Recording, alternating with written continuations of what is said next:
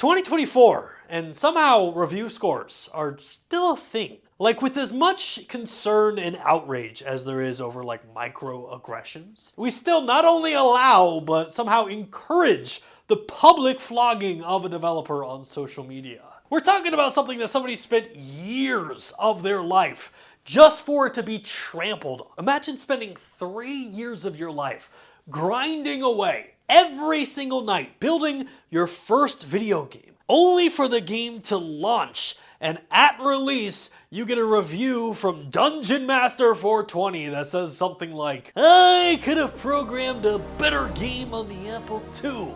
This is easily the worst video game that has ever been made. I am extremely disappointed and have already asked for my refund after 40 hours of playing it." 1 out of 5-star review. I think it's safe to say we all know at least like one person that reacts that way. And if you don't know somebody like that, then chances are, do you want to tell them?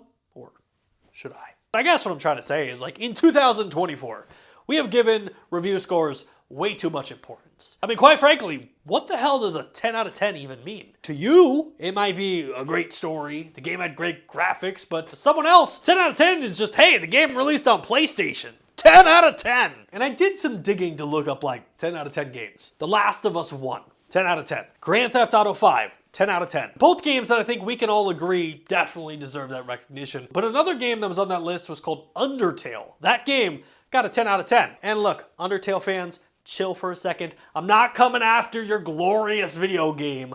All I'm saying is Undertale was made by one guy. And according to Wikipedia, the game had a budget of $50,000. So just for a second, let's compare that to a game like Grand Theft Auto 5. A game that it's safe to say probably had a team of thousands of developers, composers, artists working on this game for years. In fact, Rockstar has confirmed that the game had a budget of $265 million.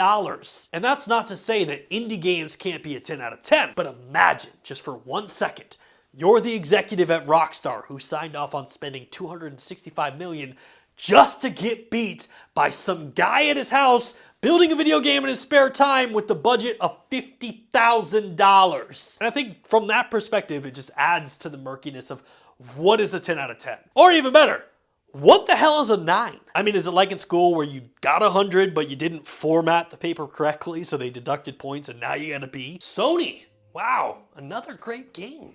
But unfortunately, because you didn't stick to MLA writing standards and you forgot to put your name in the title, we're gonna have to give you a 9 out of 10. And yes, all of this is extremely trivial, but the fact is, there are gamers out there that allow this made-up system to influence the games that they play and impact the games that they hate. Like, I personally know gamers who will refuse to play a video game if it gets an 8 or less. And if you thought trying to explain the difference between a 9 and a 10 was hard, good luck trying to explain the difference between an 8 and a 9. And personally, this is where I differ from a lot of people in gaming media out there. I think that you should get rid of the review score system completely. Sure, it started off as a great idea, but unfortunately, like many things in the world of the internet, it's just been hijacked and turned into something completely different. Prime example, Microsoft releases Hellblade 2, and IGN gives Hellblade 2 an 8 out of 10, which for the most part is a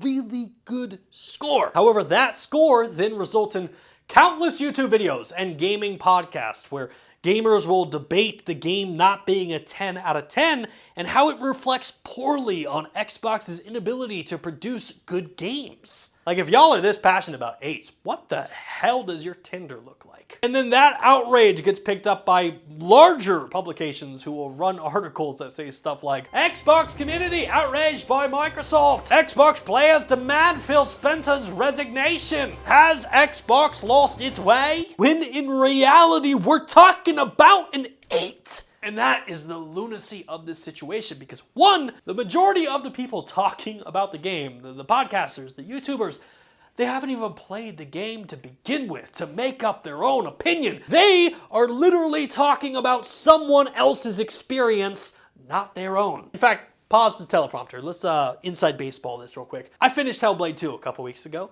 1 week out of the game releasing, with all the outrage about the game being an 8 and how Xbox just can't make 10 out of 10s. Do you know what percentage of Xbox players actually made it to the game's first achievement? 5.68% of players made it to an achievement 15 minutes into the game. Imagine just for 1 second, 95% of the people in the world critiquing something that you did when they know nothing about you. And the second thing is, the majority of those podcasters or influencers, they have no experience with senior level management decisions of a multi-billion-dollar company like Microsoft, because I will be the first to admit, I'm a dude that talks about video games in his garage. I know nothing about running a company like Microsoft, except Clippy, bring him back. And again, on paper, review systems make sense, and they technically should work. But today, the review system is wildly flawed, and I genuinely do not understand this expectation among a certain section of the gamer player base that is like, a game must be a 10 out of 10 in order for it to be worth our attention. I don't know. This is one of those situations where I just throw my hands up. I mean, maybe we need more 1 out of 10s. Maybe some 2 out of 10s, just to make us all appreciate how good we have it. Like, it is very clear that some of y'all didn't grow up during the Hollywood gaming era where every action movie resulted into a really bad video game, and that clearly shows, because I will take Hellblade 2 over any of the Marvel video games that released during the Hollywood era of video games. However, if you really want to solve this problem, in my personal opinion, get rid of the entire review system completely and just rank the game on one thing: fun. You played Hellblade 2. You probably beat it because it's a 6-hour video game. Did you have fun? Yes or no? No more politicizing pixels and focusing in on the frame rate of the game. Did you have fun? Treat video game reviews like you're sitting down with your friend to have a beer and he's like, hey man, what have you been playing lately? Man, I have been playing Final Fantasy VII, the remake, and it should be a 10 out of 10, but I'm leaning towards a 9, and let me explain it to you in 5,000 words or less. No, you wouldn't say that.